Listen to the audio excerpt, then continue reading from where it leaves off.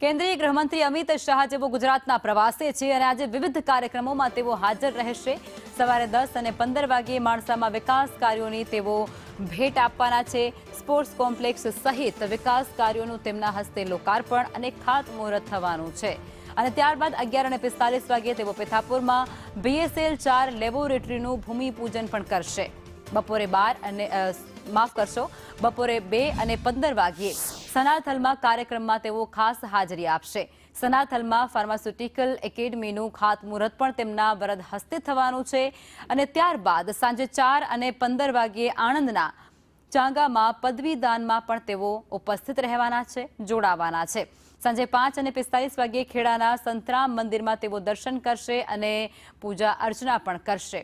અમિત શાહ જેવો ફરી એકવાર ગુજરાતના પ્રવાસે આવી ચૂક્યા છે અને તેમનો આખા દિવસનો જે કાર્યક્રમ છે તે પણ અત્યારે સામે આવી રહ્યો છે, જેમાં તેઓ વિવિધ કાર્યક્રમોની અંદર ખાસ ઉપસ્થિત રહેવાના છે અને જોડાવાના છે।